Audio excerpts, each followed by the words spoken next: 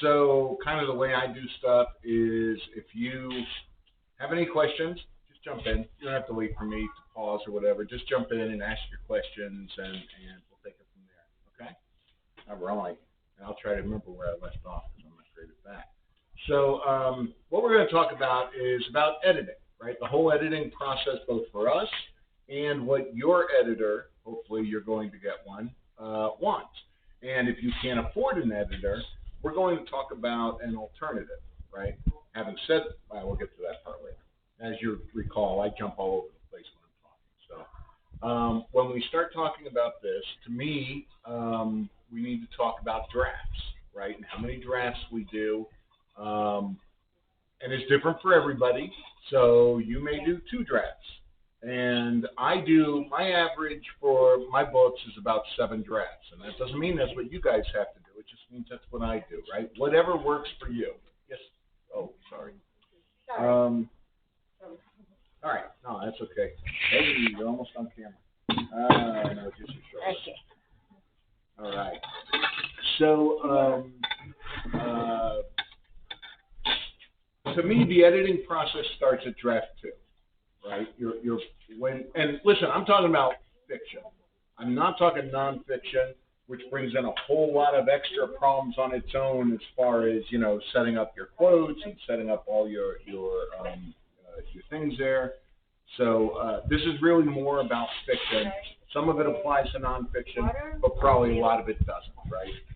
So, sorry, can you hold on just 1 second? Yes, we have a little muttering. Okay. Yeah. All right. Well, I'll take a pause for a sip here. There we go.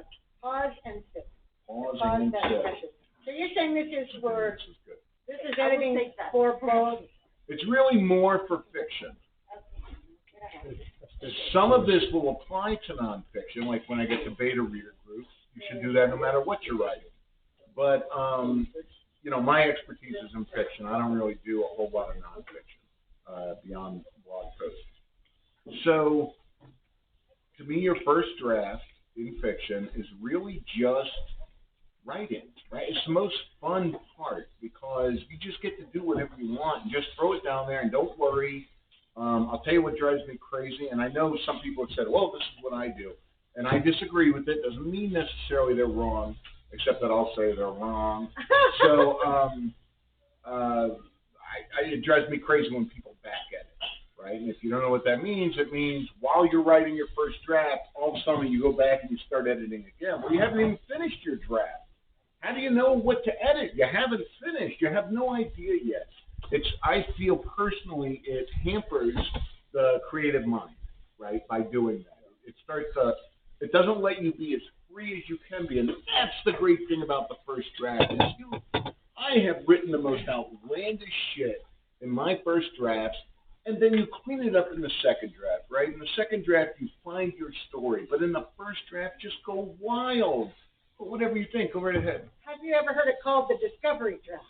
Is that right? Oh, yeah. Well, that makes a lot of sense to me. It's called the discovery draft because you're discovering what your story is as you're writing it. Mm-hmm. Don't tell Dave. When I do my first, exactly.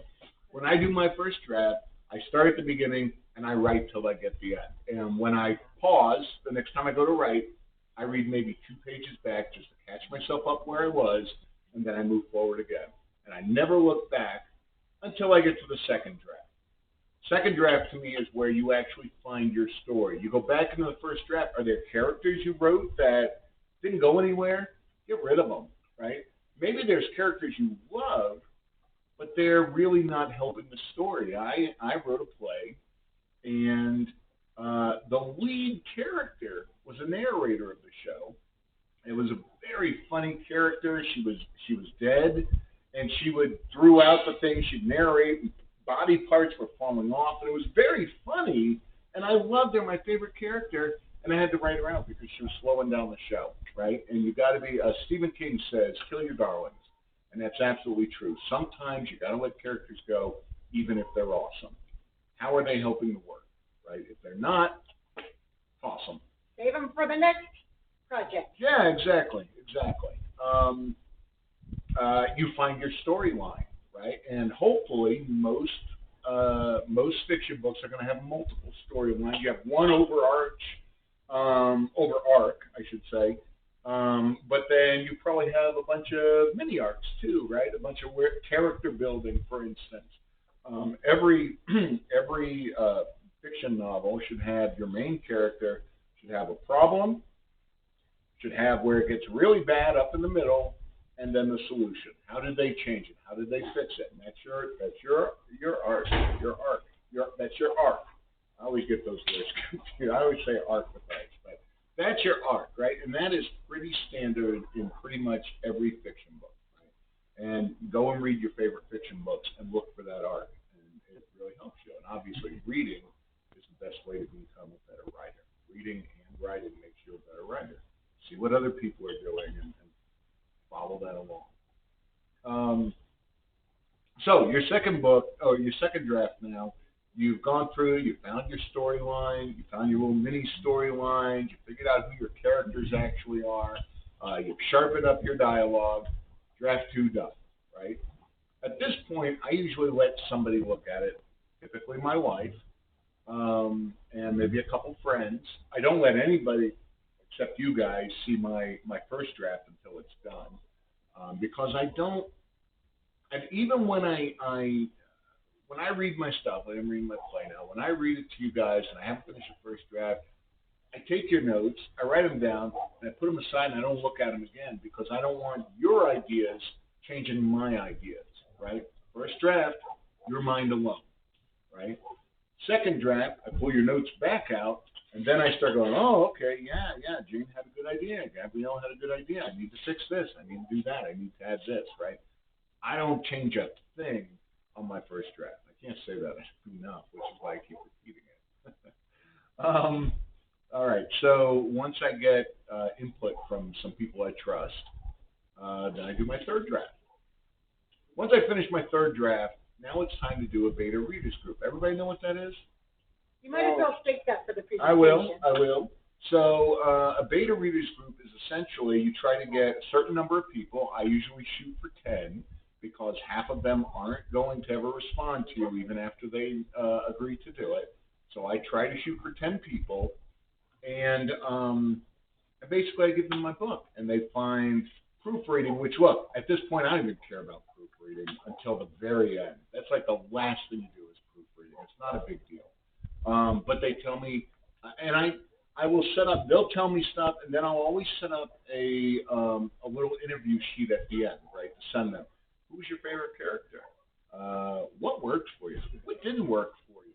What you really want to bring out the criticism. You know, having people tell you how great you are and how great your stuff is doesn't help you in the slightest, because you're not the greatest. There's stuff there that are problems, and you're in that phase of figuring out what those problems are, right? After you publish it, it's great when people tell you how good the thing is. But before that, it doesn't help you, which is why I recommend not using family and friends. They're just amazed that you wrote something, right? They're really impressed. Wow, you wrote this thing. Oh, my God, you wrote a book. This is brilliant. It's brilliant. It's Shakespeare. It's not Shakespeare, right? And they're just impressed with you, and they're probably not really going to help you, right? You want to use strangers. You want to use maybe people you know, or even friends who do a lot of reading and you know you can trust them to be honest. That's what you want. This whole process, you want to find out what's wrong with your book so that you can fix it, right? So in this reader process, you're going to want to, I usually give them about a month and a half, because it's a book, right? It takes them a while. They have lives too. It takes them a while to read this stuff. And I will send them reminders. Hey guys, just want to let you know, we got another 2 weeks to go. Thanks so much for doing this. And you offer them something, right? Usually what I offer them is a free digital copy, because that doesn't cost me anything. If you offer them a book, now you're paying out money, right? I don't want to do that, because I don't have the money. I haven't earned a thing on this book yet, right? So I'll give them a digital copy, which means I'll hand them a PDF when they're done, and I'll create a special thanks page, and I put their name in there, right? That's what they get for helping me out. If somebody offers to do it and then doesn't do it, doesn't give me any response, I don't put them into special things. If somebody only writes one sentence to me one time and never sends another thing, they go into special things, right? Hey, you did something, thank you so much, right? And if you do that, then maybe next time they'll do a little more. Keep track of their names, keep a little folder for your beta reader groups under each book title. Create a folder in your mail for your book title, and then underneath it, a folder for your beta reader group. And remember them, because the next book, which, hopefully you'll be writing, you can go right back to them, and now you've already got a built-in group. I have a built-in group I go to every time, and every beta reader, every new book, I add 1 or 2 people, right? But then I have that original group too. Makes it so much easier because I already know who I can write to, and I know the job they already did, and I know if they're probably going to respond, right? Yes, ma'am. There are also wonderful groups online where you can swap manuscripts. Yes, there are. I don't know if you guys use Reddit. Reddit is it's a little more complicated than like Facebook and stuff, but there are groups in there for everything, and there's a lot of writing stuff. Even where you can read your books out to people, and they'll subscribe and they'll just listen to your books, right? And the more readers you have, the better. There's also ReadZ and the Manuscript Academy, Manuscript Wish List, Right. the other adjunct to that. Ton of places. Lots of places, yeah. And all of the organizations for writers groups, you can always find somebody and say, I need a beta reader, who's up for it? Yeah. Mm-hmm. And the one thing I recommend against, don't pay for beta readers. Don't pay for readers. Don't do it. It's a waste of your money. It really is.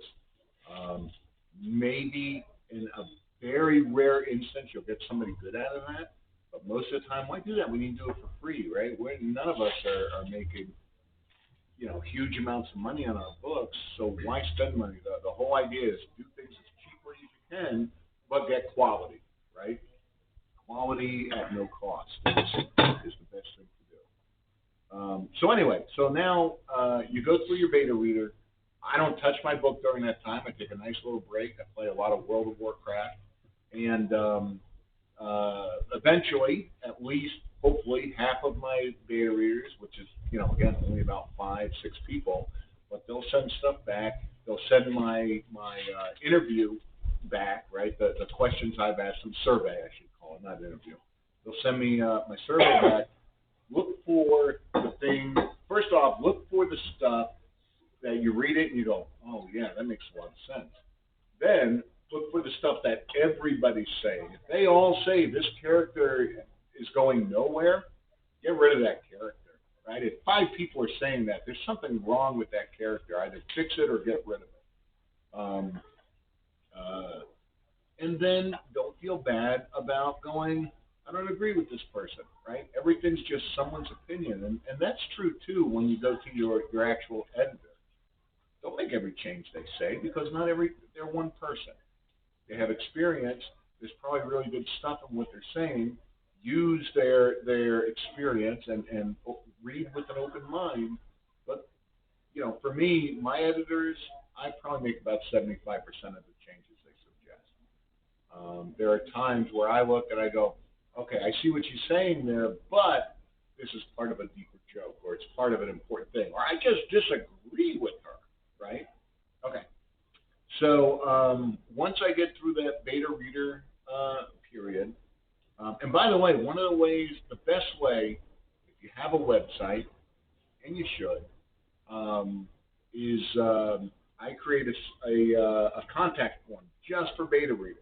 And when my beta reader period is done, I remove it from there. And the next time I do a new book, I put it back on and just change the words, right? Don't complicate yourself. If something worked, use it again, right? But this way, again, I can keep things separate. Organization is so important when you're setting up your novels, right? Whether it's, like I said, I've done a lot of drafts. My play, God, I must have done like 30, 40 drafts, right? You got to keep that organized, or you're gonna get lost, man. Which is the latest one? Which one is the one that has this thing in it? Which one had this thing, right? So once you finish the beta period, then the next thing you want to do is another draft. based on what your beta readers said, right? Okay, time to do a new draft. My beta reader said this and this. I'm going to use this bit. I'm going to use this bit. I'm going to use this bit. Don't just add their stuff. Start from the beginning, go to the end. That's a draft, right? Start at the beginning, go to the end of your manuscript. Even if they only talked about the middle part, it's a whole new draft. Do the whole thing. If you start cutting, and what happens is you make a change up here, but you forgot that that affects stuff down here, right? Your down line is now, you're talking about some character that you cut out in the middle of it, right? And just got rid of them. But you forgot because you didn't go from the beginning forward. Always, every draft, start at the beginning, move forward. All right, let's stop real quick. Any questions? Because I just, blah, blah, blah, blah. Yes, ma'am. So can you be more specific about what your edits consist of?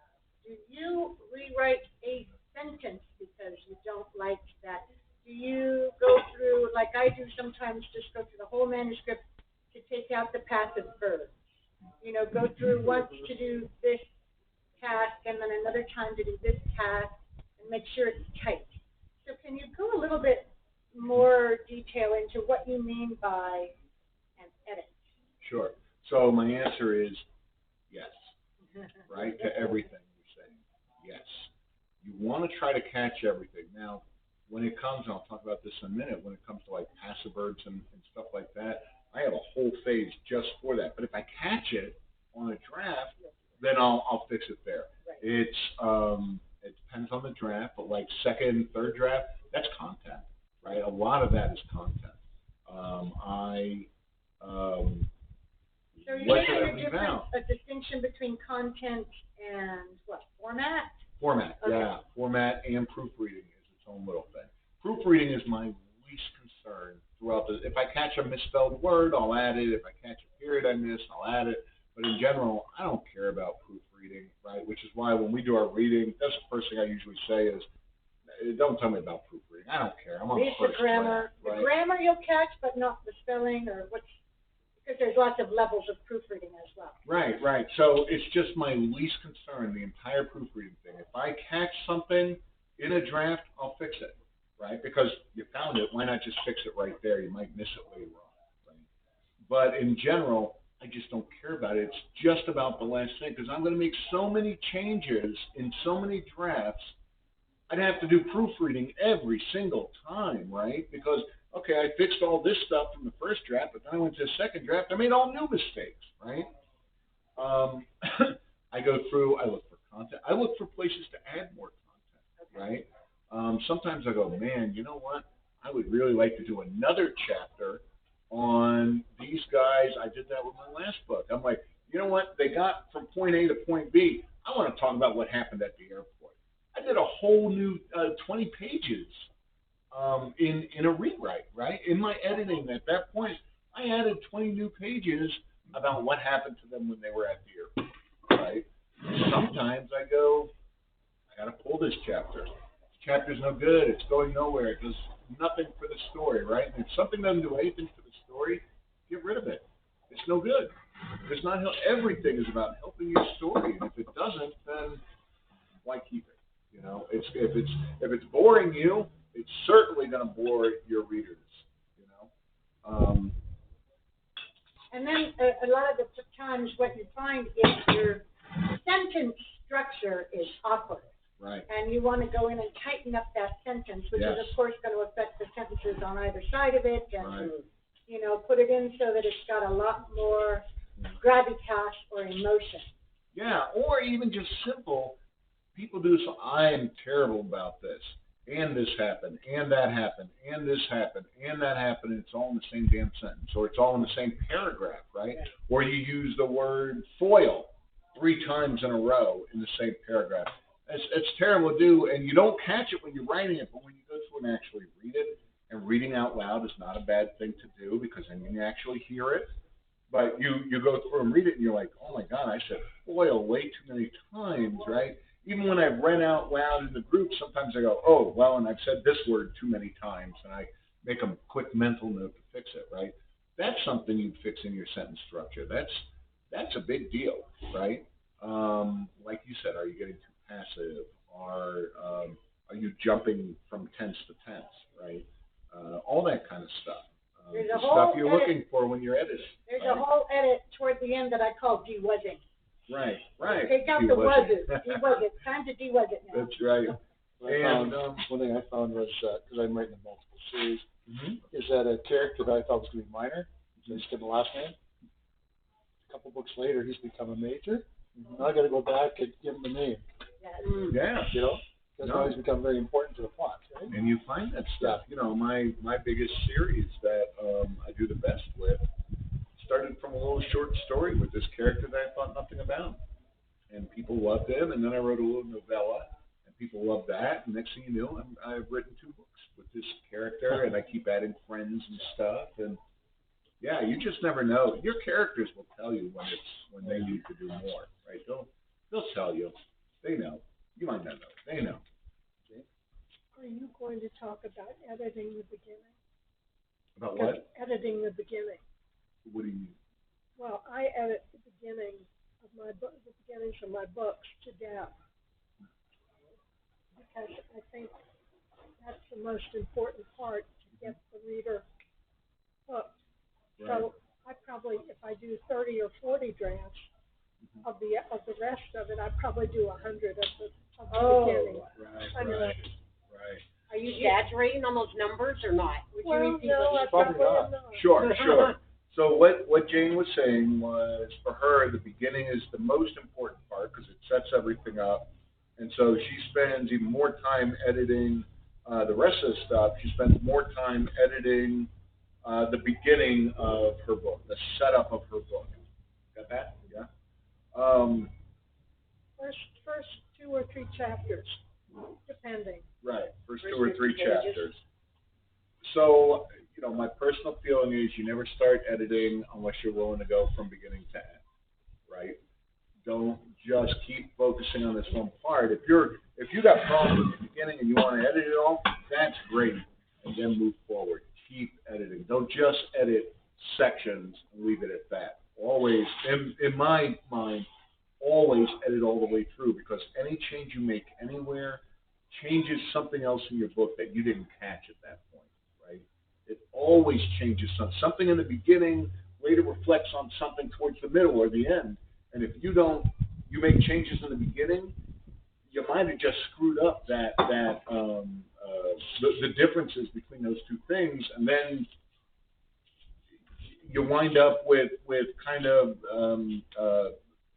oh gosh, what am I trying to say? Something off balance. Yeah, exactly. Off balance, right? So you can edit your beginning as often as you want, but keep moving forward and finish that draft, right? Every time you jump in and edit something, move that draft along. It's a new draft in my mind, right? That's why I like on my plan makes so many changes, and I literally wound up with about 20, 30 drafts, right? Are you saving those drafts when you say that? Thank you. I do. I absolutely. Okay. Absolutely. Why? Well, because let's say, first of all, you don't want to take a chance on, if you do everything in just the same, like you keep going and editing the same document, let's call it, at some point you take a big chance that all of a sudden you go, you know what, I shouldn't have done this. This isn't panning out at all. I want to make this change, and I spent, you know, maybe I went through half the book and I made all these changes, but now I realize that wasn't the change to make. You have nothing to go back to start over. You basically have to go through, and now you're doing another draft, finding all the things you want to now remove that you added before. I do, every 2 days, I just create, it's not a new draft, just a new document with the new date on it. You look at the title of my stuff, right? It's like Murder on Gilligan's Island, 1_19_22. I know exactly when I did that one. And I will do that. I won't do it every single day or every single time I write, but about every 2 or 3 days, I'll suddenly create a new one. And then if I make a mistake, I can go back and fix it. Or start at the beginning. If I need to throw a bunch of stuff out, I can start at the beginning without now having to go through and find all those changes I made, right? So that's why I do it. Again, it's part of organization. I have an example of that. Perfect. That is, it's still kind of heartbreaking. I had a description of the result of a battle scene and talking about the buckets being full of red, you know, from wiping off the wounds and stuff. And somehow the first way I wrote it was so poetic and the imagery was very powerful. But I didn't like the sentence structure. So I went back in and changed it. And I haven't been able to find the original version and went, you know what, I'll change everything around it because that particular description was powerful and it's not as powerful now. Right, because you lost something because you didn't have your original. And sometimes it's not even that you want to go through and remove something. It's just like, I want to do a comparison, right? I just want to compare what I had and what I have. So, yeah, I say it doesn't cost you anything space-wise, right? I assume we're all writing on a PC or on a computer. And it doesn't take any, it's like such a small amount of space. Make 100 of those things if you want, right? Just, and I always, again, you want to keep everything organized. So I'll create a draft one folder, and then every one of those files, the draft one is in there. And usually, I don't do this in plays for, I don't know why, but in my books, I always include in the title draft one, draft two, also with the date. And so when I'm ready to start my second draft, I create a new folder, draft two. And then I do the same thing every couple days. I rename the files, so I've got the original one I just did, and now I got the newer stuff, right? So that's why I think you should do that. The more you and I know from experience about losing a lot of stuff, right? I have lost some brilliant things because I didn't do this. So I recommend really setting down, figuring out how you can best organize for you, and then go 2 more steps beyond. Any other questions? No. Okay. So now you've written a new draft off of your beta readers group. At that point, I'm ready to send it to my editor, right? After I do the last draft after my beta readers group, I'm ready to send it to my editor and let them, her, I should say, let her edit it and tell me what's wrong with it. Now, we've seen this happen here, and I do it every time I talk with my editor, right? Every time I send her something, I hate her, right? She writes back my changes, and I'm, ugh. And I always tell my clients, because I'm an editor, and I always tell my clients, if you're not angry at me when I'm done, I probably haven't done my job right, you know? And it's absolutely true. There are children. We put so much of ourselves into these things. Of course we're going to get upset when someone says, this is a 100% most amazing book I've ever read. Actually, I would make a change here. I would make a change here. I would make a change here. That's very hard for us to take, right? We have pretty much, for the most part, we've always had constructive criticism, nothing to get angry about. Hey, I might make it, but everybody always gets defensive, including me, because we put our heart and souls into these things. When you get back your draft from your editor, my recommendation is read through it, put it down, walk away for 3 days and vent about what they said, and then come back and read it with an open mind, right? That's my number. It works perfect for me. 3 days. I walk away from stuff for 3 days. And I do the same thing between drafts, by the way, because I always think everything I write is shit, right, when I first start. You know, the play that I did where I read, I was about ready to toss that thing until everybody here was like, oh, we really like it. I was ready to toss it. I just thought it was horrible. Put your stuff down after a draft, walk away for 3 days, come back and read it, and I promise you'll have a fresh mind and go, hey, this is pretty good. What was I thinking? I do that with my drawings, with computer animation, anything I do creative. I have to walk away because I just think it's garbage. We are our hardest critics, right? We said that the other day in email. But it's true. We really are. So anyway, yeah, when your editor gives you something, walk away from it, right? Give yourself some time to breathe. Go play pickleball. Go play video games, right? Watch TV. Just veg. Do nothing. Don't think about your book. Just let it go. And and then come back 3 days, and hopefully you'll be able to go, you know what, she makes a lot of good points here. This does make sense. I was drumming on here. This bit isn't good at all. She was absolutely right. Again, they're your editor. It's one person's opinion. It doesn't mean you have to make every change that they suggest. Yeah. Can you take a second to address how to find the appropriate editor and a range of what they cost and how Sure. long they take and, you know? Sure. So finding an editor, and this is a great question, by the way, because there's so many scammers out there. There's so many people who say they're editors and they're not. And they're going to charge you, you know, $1,200 to $2,000 to edit a book. And they're crap. I can't tell you how many clients I got who already had an editor and did bupkis for them. Did almost nothing, right? I charge considerably less, right? I charge about $600. I think it's fair because it's a lot of work when I edit. It is a lot of work. I'm talking about, you know, a month or more work, depending on how much time I'm doing every day, how many hours each day. $1,200. I mean, if you've got the best editor in the world, that's probably a good deal. But you don't know that you're going to get that. Most of the people charging that much aren't very good. First thing, so important. Tell them, I want to send you 3 pages. I want you to edit it and send it back to me. And if they refuse to do that, don't work with them.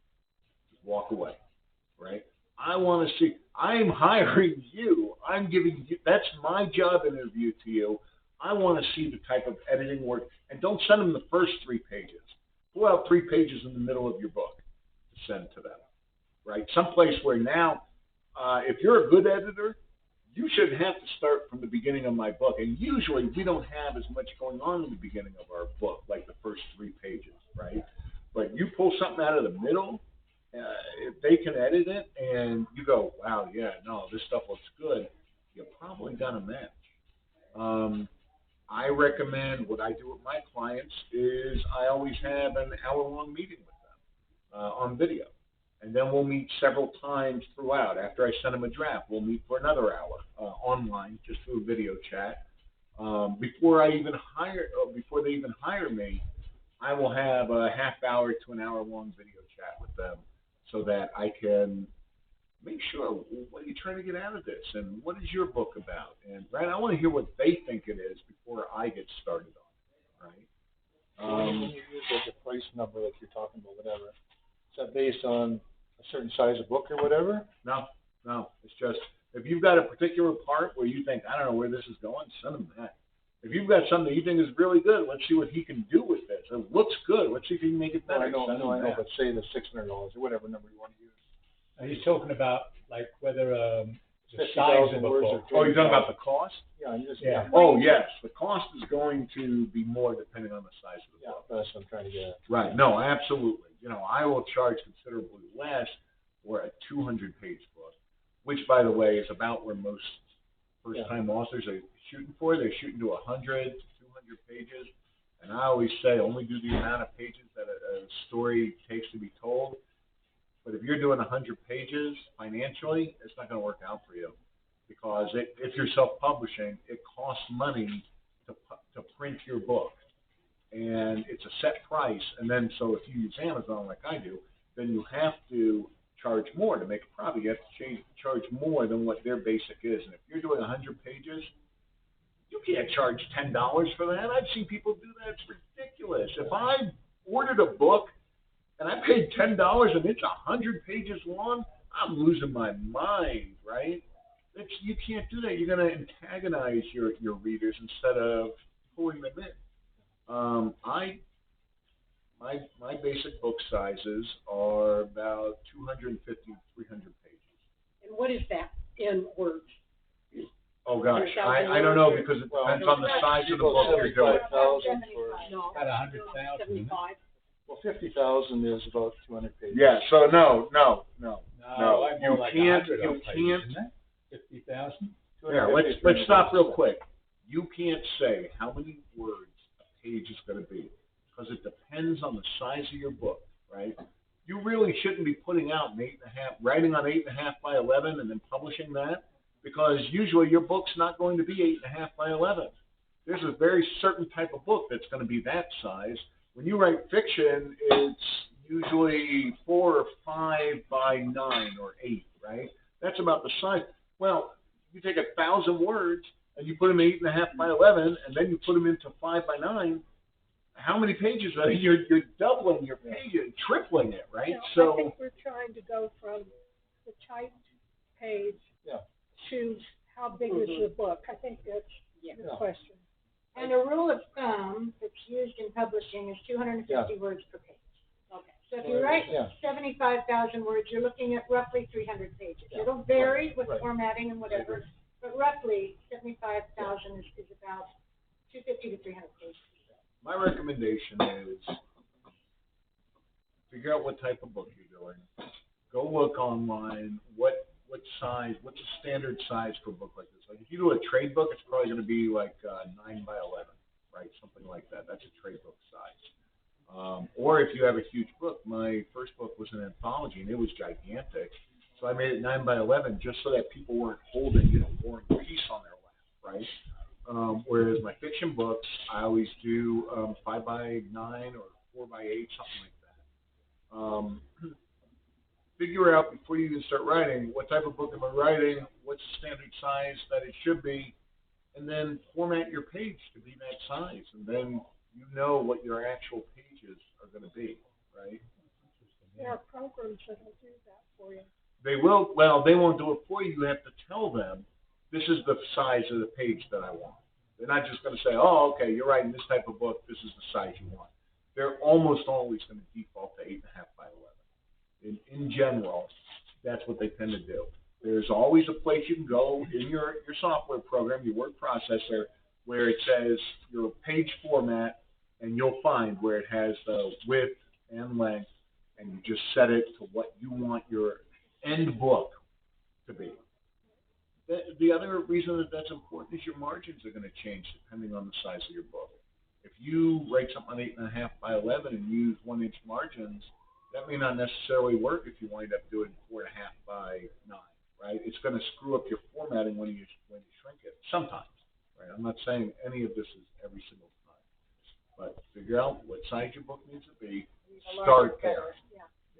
So easy to find out. Just look online, and they'll tell you what the standard size is for the type of book you're writing. You're confused. Another question? Well,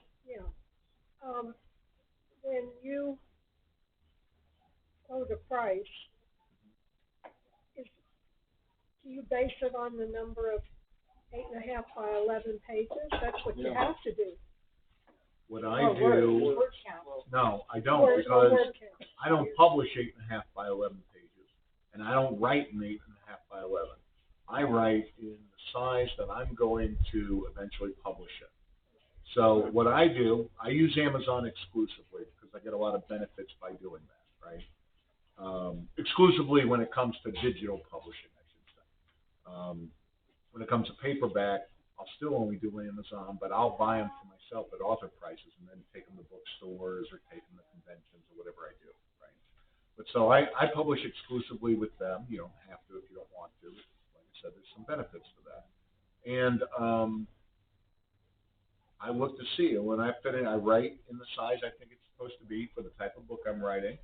And then when I upload everything, Amazon's going to tell me how much it's going to cost me to print out a book, right? That's not profit, that's cost. And if it says it's $7, then I will price the paperback around maybe $10, maybe $14. But right? I'm talking about your editing, what you charge to edit.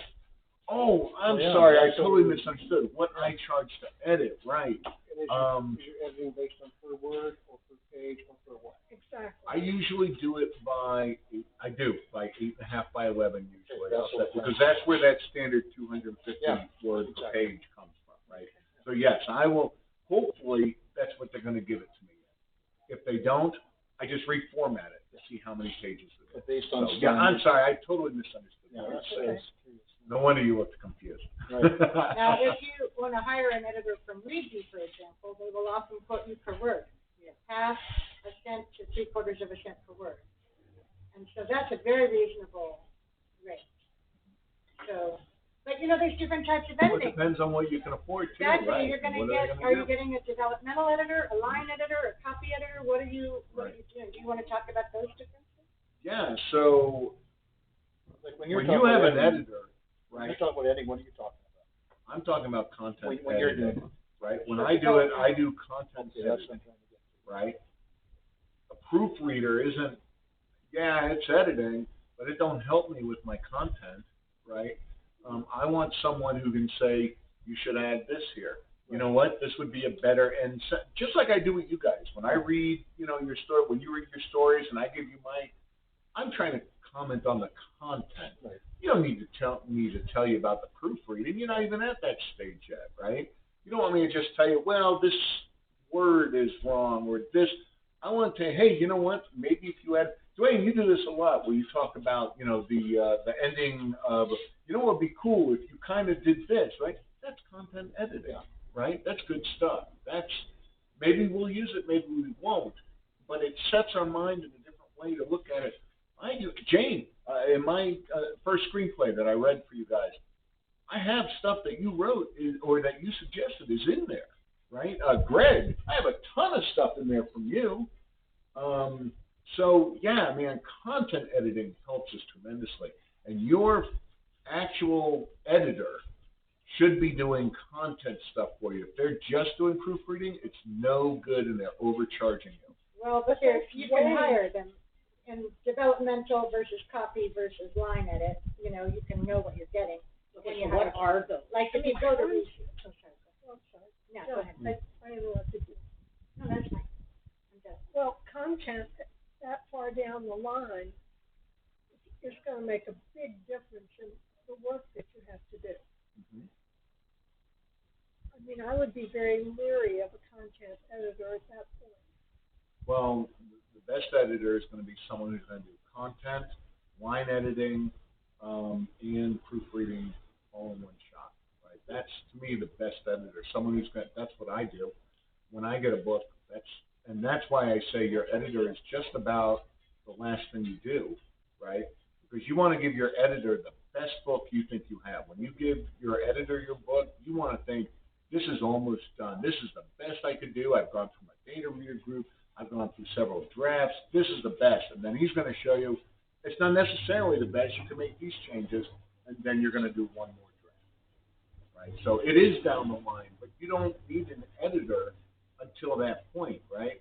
You get this beta reader group. Some are going to just do proofreading. Some are going to give you content. Some are going to give you character development, and some are going to give you stuff you can't even use, right? So your three that you just said were what? Content? Content, Line. when you're doing line editing, and when you're doing proofreading. Really, to me, those are the big three, and I'm sure there's others I'm not thinking of at the moment. But Are you saying developmental is the same as content? Because you basically want to know, are my characters staying in character? Has some character that would never ever say that suddenly sworn at somebody, you know? Yeah. And sometimes a pair of eyes outside of yourself or your beta readers can catch that.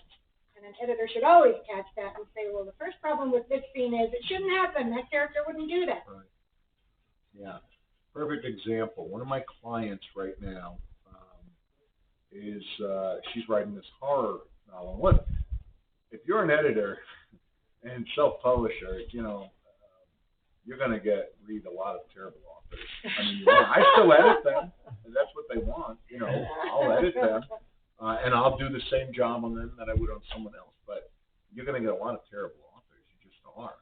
And everybody, you know, that's what I always say, right, is the great thing about self-publishing is everybody can do it. And the worst thing about self-publishing is that everybody can do it. And most people shouldn't, right? Most people who think that it's like singing. I like to sing. I shouldn't be going out on American Idol, right? I'm a terrible singer. I shouldn't do it. So anyway, so she was writing this horror. Hang on one second. She was writing this horror novel, and she had some great characters in it, and I liked her basic ideas, and a couple creepy scenes. But I'm looking through it, and I'm like, well, the biggest problem with your horror novel is there's no damn horror in it.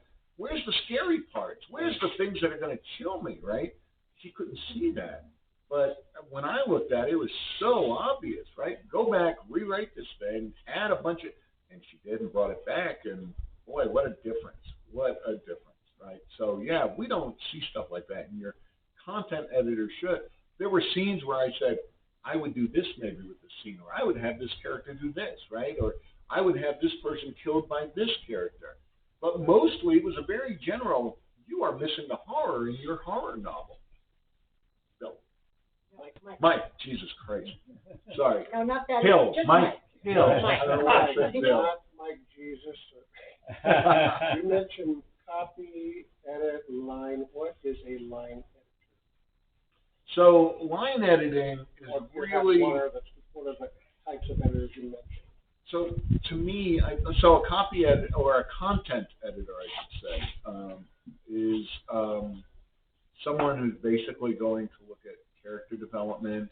They're going to look at story development. They're going to look for that story arc. They're going to look for places where they can suggest adding stuff or removing stuff. Right? They're actually talking to you about the content of your book. Right? The content is the story, the characters. Line editing to me is more of setting up your how is your line structure, right? How is your structure?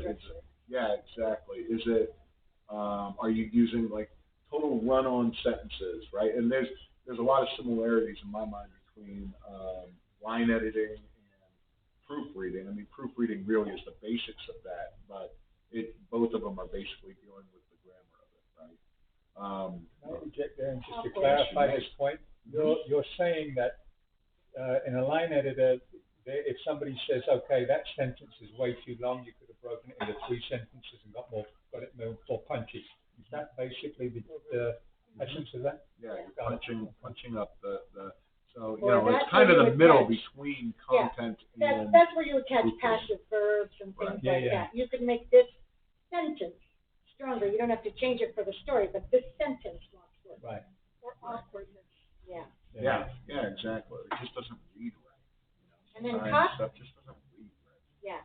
And copy edit is generally a proofreader. Copy is the copy correct. Mm-hmm. Right. I would never hire just a line editor. I would never hire just a proofreader, right? I hire a content editor who hopefully, in editing your content, your proofreading is content, your line editing is content. If I hire a content editor, I expect to pay more for that person, and I expect them to do all 3 jobs, right? I don't want to have to deal with a bunch of different editors, right? I want one person who's really vested in my work and sees it from all angles. Does that mean they're going to miss stuff?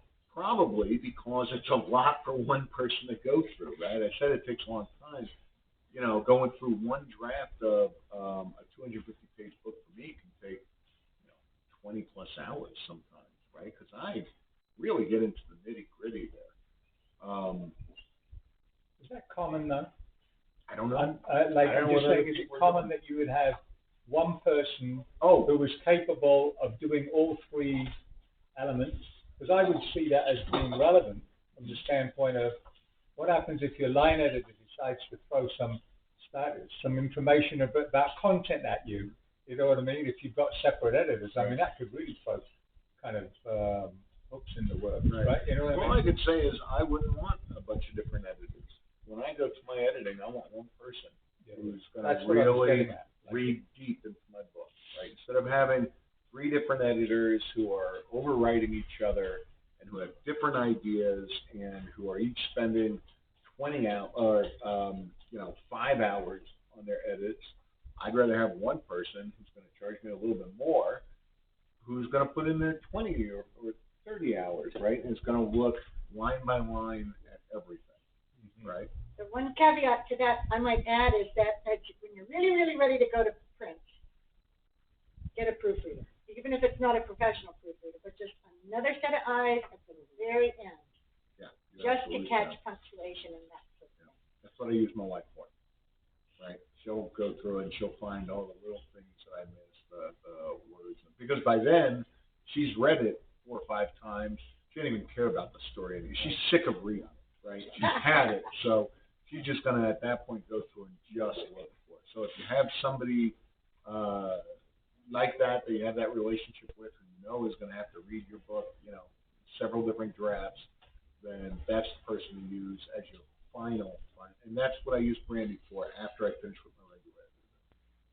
How about programs like Perfected, and you have ProEditor? First, yes, ProWriting aid. So that was the next thing I was going to say, is there are various programs, and if you go to our website, we have a big list of those, and those are included in there. But you didn't include mine. Which one? Perfected. I think I added it, didn't I? Did you go back and reread it? No, I just. So you mentioned some stuff to me, and I re-added it.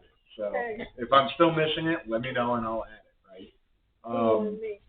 So they all do different things. Some of them, and I can't remember off the top of my head, but like one of those programs is really good for doing nonfiction, right? I prefer ProWriting, and that's just the one I prefer. I've used it a lot, and it's great, and the amount of reports it throws out is fantastic. I think you should use it whether you have an editor or not, right? It's just great. It'll run reports like passive, just a passive report. It'll do one on the most used words. It'll do one where it looks at each paragraph and how many words are used how many times, right? Cool. ProWriting aid. ProWriting. Yes, and you can, and there's so many more reports that it does. Sticky words. It does so many different things, right? So many reports, and it will even do just a general report, and it works in pretty much any format, right? It'll work on Android. It'll work. They have a web client. They have a desktop client. If you use Google Docs, which I do, it does that. If you have Office, it even has an extension. It actually looks at everything on the web. So when I type something on the web, like in a little forum or something, it comes back and tells me if my stuff's screwed up, right? It has LibreOffice. If you use LibreOffice instead of Microsoft Office, it has formats for all of that. There's not too many things I can think of that it doesn't support. So that's one of the reasons why I like it. There's two ways to do it. It's $10 a month, no contract, so you can start and stop. So to me, if I didn't want to actually buy the program outright, then I would, when my book's ready to go through those reports, I would go ahead and subscribe. I'd run my report through. When I'm done, I cancel it. And why should I pay $10 a month? I only, get to that phase like once every 2 years, right? So why would I do that? Or there's a lifetime fee, which is expensive unless you wait for their deals, and they pop out deals all the time. Pretty much every Father's Day, every Mother's Day, Labor Day, and Christmas. They're constantly Facebook friends with me. Every time they put out a deal, I always put it on there. And I want to say I got the lifetime. It's normally $2.99, maybe off the top of my head. I'm thinking, and I want to say I got it for like half price on a deal, and it was worth it. And I always have it, and I run all kinds of things for it. It even has a I can't think of a word. What do you call it when you're stealing someone's work? Plagiarism. Thank you. It even has a plagiarism report. Most times when you're stealing someone's work, you didn't mean to, right? You didn't realize it, right? I mean, oh my gosh, you know how many times I've looked at a book and all of a sudden I realized, oh my God, that joke came from The Simpsons, right? Yeah, Like it just suddenly, I didn't even think about it when I was typing it in. I completely forgot. Now, oh my God, I've stolen their joke, right? That's okay. They stole from everybody. They took it from everyone else first. What is the quote? A good writer borrows work, and a great writer steals it. Oh, so borrowing from one source is plagiarism. Borrowing from two or more is research. Right, exactly. And so I always run that whether I'm using an editor or not. I always run it through those reports because again, you want to give your editor. This is what I feel like is the final, is the next to last final. The final being after your editor gives it back to you.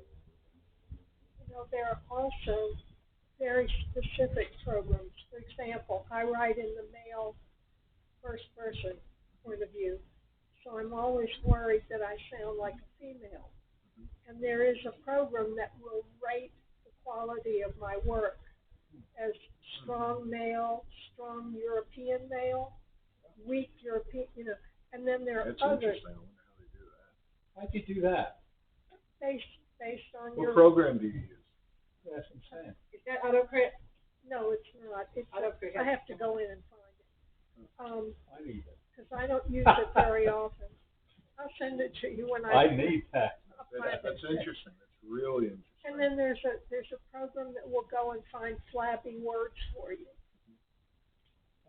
AutoCrit, Words so definitely. you can flabby.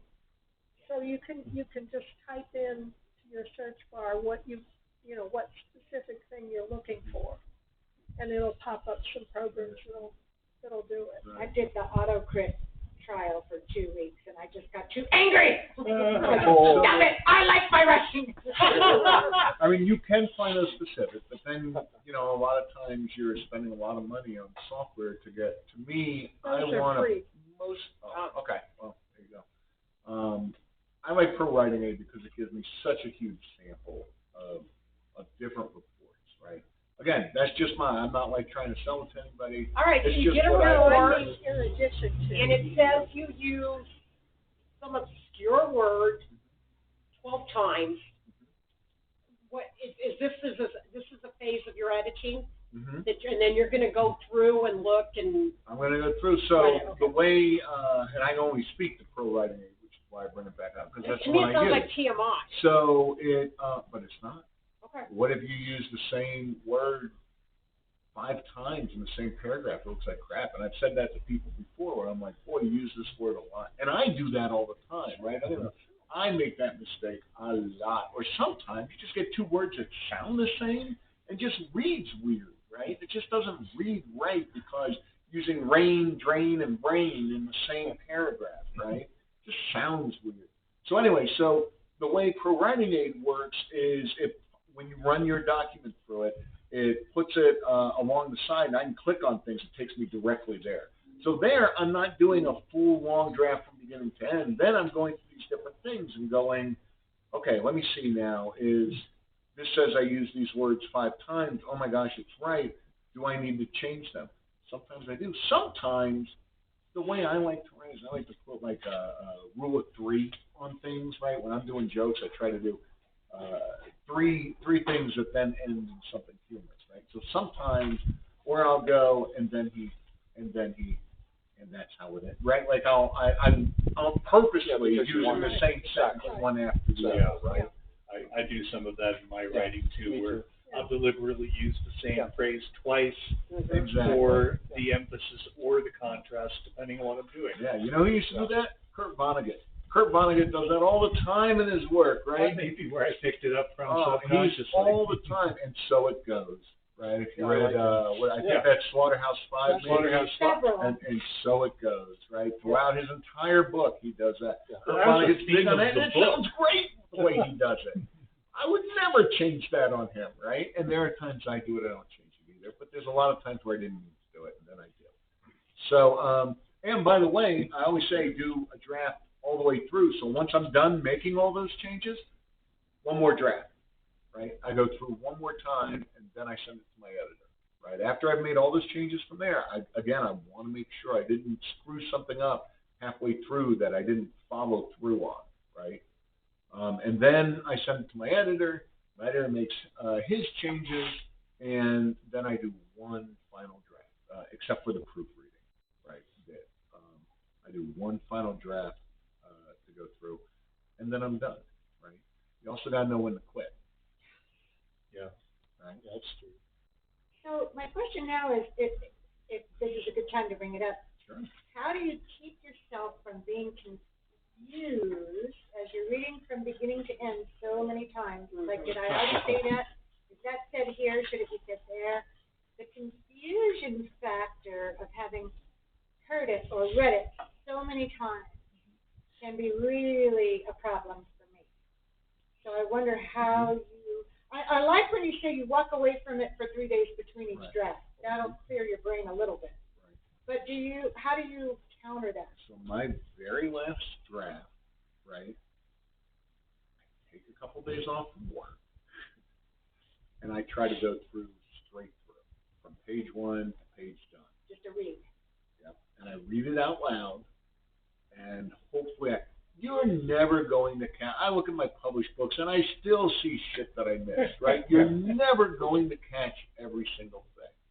You just do as the best you can, right? And so that's what I do. That may not work for somebody else, right? You've got to do what works for you, really. I'm giving you examples of how I do it, and I'm giving you kind of generic, here's what I think most people should do. What I find is the majority of self-publishers do one draft, and they back edit it. And, I'm going to be real judgy here, but it's probably a shit book. There's just no way to do it that way, especially in fiction, to do that and catch it all. You just can't. I don't see how you possibly can. And again, this, maybe it works for you, right? I'm very judgy when it comes to writing. I absolutely am. But I just don't see how you can do that. I consider myself a pretty good writer. I can't do that, right? Stephen King doesn't do that, right? John le Carre doesn't do that. They write drafts and drafts and drafts. I think a large part of it, to me, is respect for the reader. Because, sometimes you think, but I like this sentence structure, and you have to step back and go, but the reader needs to understand why it sounds good to me. And I haven't given that motive here or that, little detail here that would make it clear to the reader why that sounds satisfying to me. And you've got to think from the reader's point of view. And sometimes that's especially the first rewrite, but the last rewrite. Well, that's how the beta reader group really comes in, because typically you're using readers, right? You're not using professional editors. You're using people who like to read. We get people here sometimes who are like, I don't really write, but I like to read. Oh, man, I'm so glad they're here. I want to know what you think, because you're the person I'm trying to sell to, right? That's good. The other thing, and you make a good point there, but the other thing is, what's your main goal? Is it to write a book, or is it to publish a book? We all want to publish that book at the end, but if that's your goal, then probably you're rushing through to get there, and you're not doing the right amount of drafts. I can't tell you what the right amount of drafts are for you, but I know there are more than one, right? You're missing things, you're rushing through things, you're not getting an editor, you're not having other people look at you write it, and you're done, and you go, this is perfect. This is great. This is going to sell 1 million copies, and then it doesn't sell to anybody but 3 of your friends and family, and you wonder why. The public just doesn't get it. No, you put a piece of crap out, right? You got to be, if you're a self-publisher, I'm very proud to be a self-publisher, right? I'm not ashamed of it. My friend, my editor, as a matter of fact, is always like, well, when are you going to try to publish it through a regular publisher, right? Like I got something to prove to somebody. No. You know what? Every book I sell, I get 100% of the profits, except what I have to give to Amazon, right? It's all mine. And if I go to a regular publisher, it's not like they're going to take my book and they're going to market it like they would a Stephen King book. They're going to throw it on a bus stand, if I'm lucky, and I'm still going to have to market it. So why not keep all the profits myself? And I get my book out sooner than if I got to wait for somebody. They go, yeah, we want your book. And then you're looking at another, year to 2 years to actually have your book hit the market, and they're not going to push it probably. You're not going to make a huge amount of money from them. They're not going to, give you this huge advance in most cases. So I've got nothing to be ashamed of. I like self-publishing because it gives me a forum for something that probably my sense of humor, you guys have seen, and the weird thing, and I got that anthology, and it has comedy stories next to really hardcore horror stories, and no publisher is going to sell that as a book. They're going to go, well, do you want to write horror or do you want to write jokes? What do you want to do? I want to write them all. I want them all together, right? They're not going to do that. So self-publishing gives me a place to be able to publish the type of things I want. I get creative control, and in in the end, I get to decide exactly what I want, but my book looks just as good as any book that any other place is going to publish. Penguin Publishing doesn't have a book that looks better than my book, right? I use all the conventional formatting. I do the page numbering correct, which, by the way, is the hardest thing to do when you're formatting a book. Page numbering is the worst. I hate it. I curse myself every time I do it. It takes me 4 to 5 days, and it makes me furious. My wife doesn't even come near me when I start. I warn her, I'm page numbering now, and she walks away because it's a pain in the ass. It really is. It sounds dumb, but wait till you do it. It's terrible. And if you get stuck, you can always come to me, and I'll give you some tips that I've learned. Horrible. So I got to ask this question that comes up to my mind for that. After all this stuff that we were talking about, formatting pages and stuff like that, how has this page numbering at the very end become such a critical and problematic situation?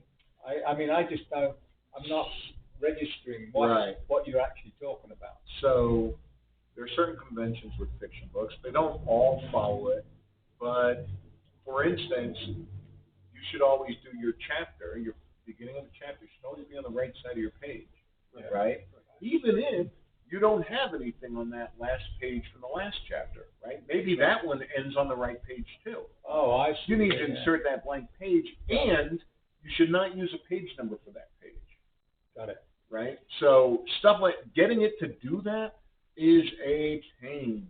Every chapter you have to set up. Basically, you're starting page numbering new, and depending on the program you use, it's done in all different ways. So, and I write in Google Docs, but I don't do page numbering there because I can't do it the right way. I actually then go to LibreOffice and I do my page numbering there. So I use 2 different word processors, and one of them is just to do my page numbering. It is a pain if you want to do it right, but we want to put out professional-looking books. So we learn how to do it. You explained it very well. Yeah. Scrivener does that too, I think. What's that? Scrivener. Oh, yeah, Scrivener. I'm sure that now Scrivener's an interesting program because it actually helps. It's more than just a word processor. It actually helps to build, create your book.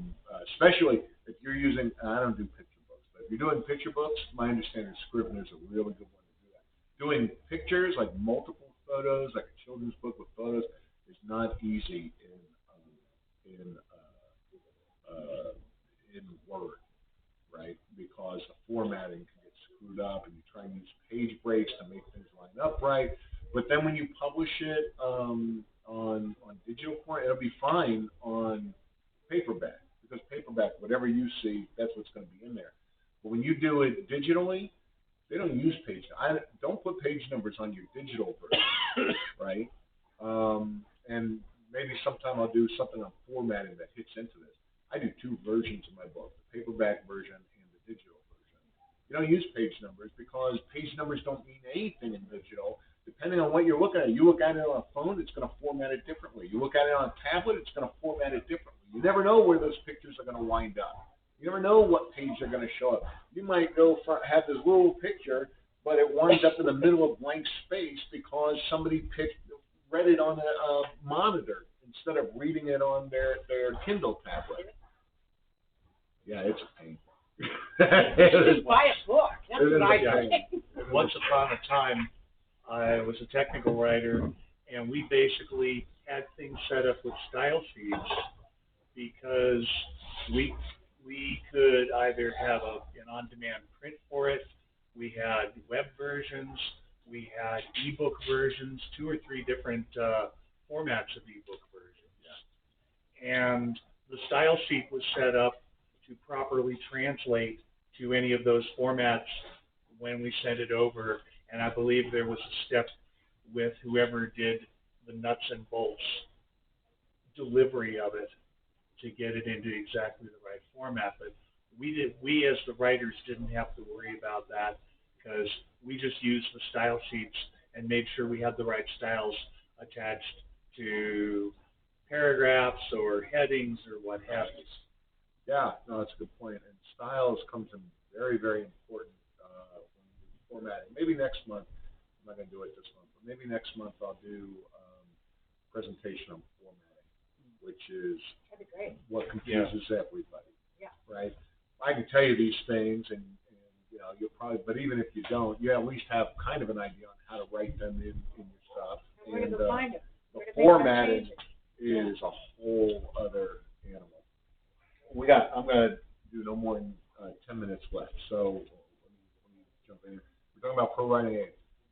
I always said, you got to have an editor. But you know what, let's be honest, you can't all afford it. I'm about to retire. I don't know that I can afford an editor again after that, right? If you don't have an editor, by all means, get something like ProWriting 8. It's not an editor. It's not a human editor. It's going to miss things that your editor might catch, and it's limited on content editing, but it's better than nothing. And the one thing you don't want to do is go with nothing, right? So if you can afford an editor, that's the best way to go. If you can't afford an editor, do the very best you can to get something that is really going to do a number on your stuff, right? We can't all afford it, right? I mean, you can pay $1,000 is cheap, right? Like I said, I edit pretty cheaply, but there ain't a lot of me out there, right? There's not a lot of people. They're all trying to make money instead of just trying to help people, right? And I get it to an extent. If they're really good, it's worth it. I mean, it's a lot of work to edit, but that doesn't mean you can afford it, you know?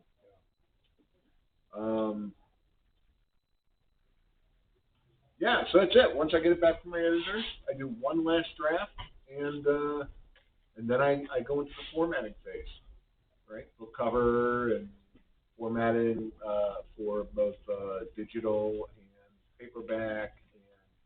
And covers are not easy. Even if you have somebody do a cover for you, it's still not easy to get it into a document that you can actually upload to Amazon. After the formatting, that's it, man. You publish, right? I throw it up there, and I get it published, and then I go into getting it turned into an audiobook.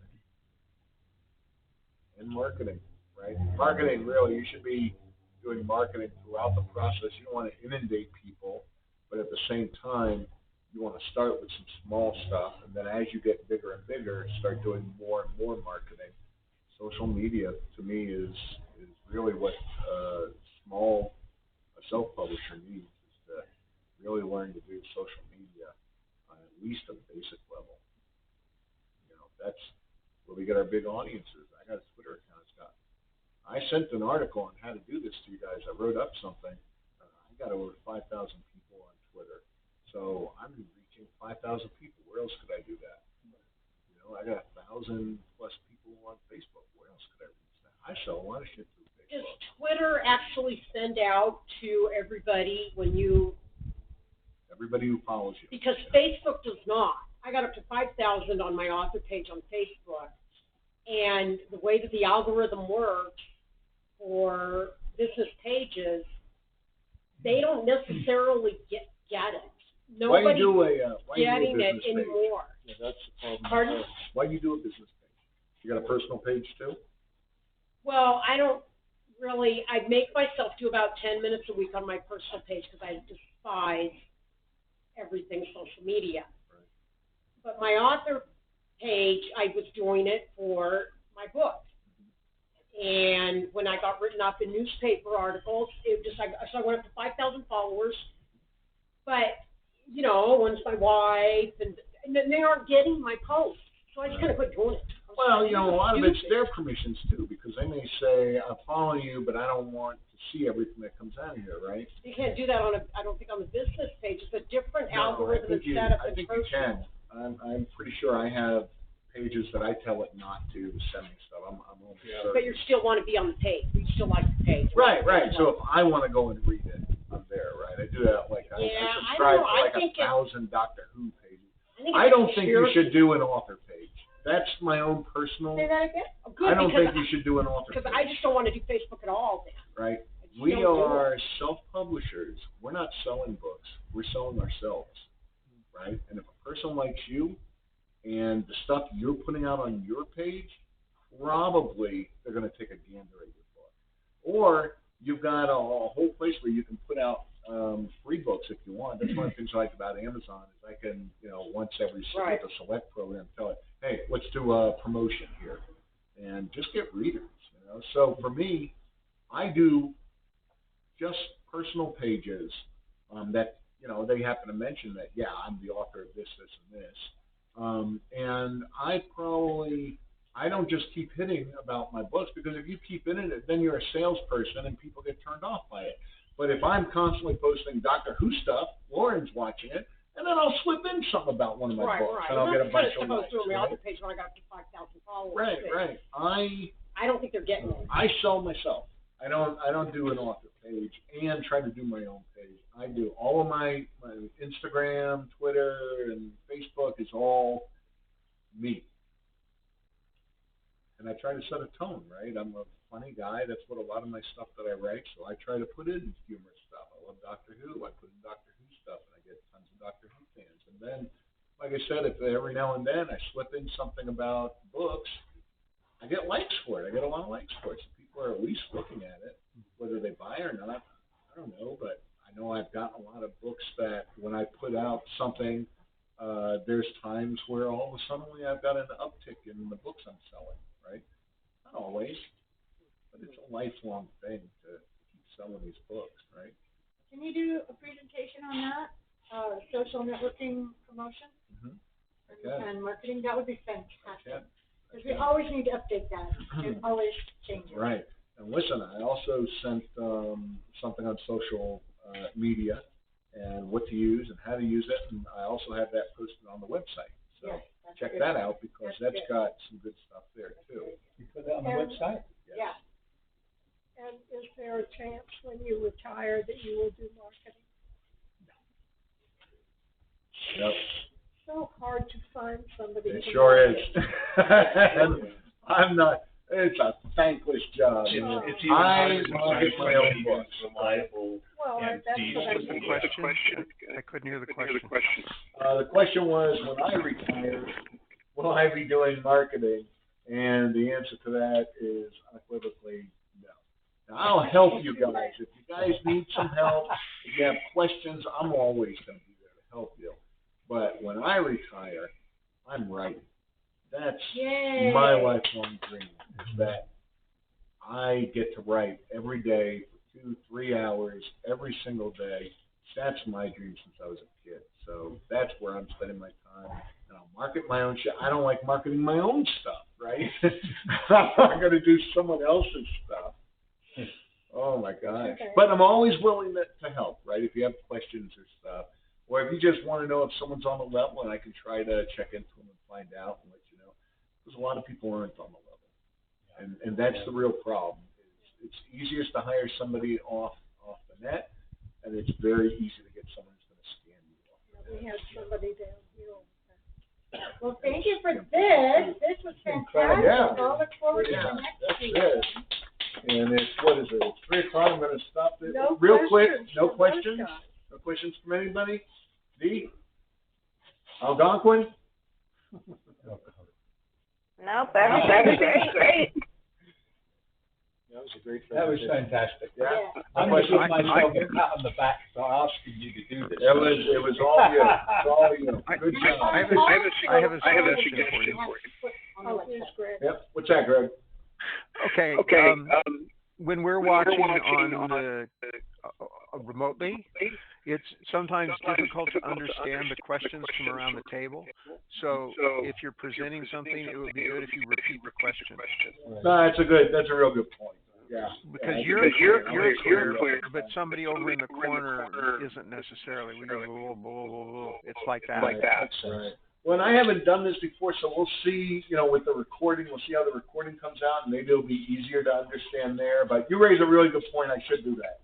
I'll do that. But as a general suggestion for anybody that does a presentation, it would be good if you get, a question from the group there to repeat it, and that way it'll make it easier for us to understand what was said. Definitely. All right. If there's no more questions, I'm going to stop this vid.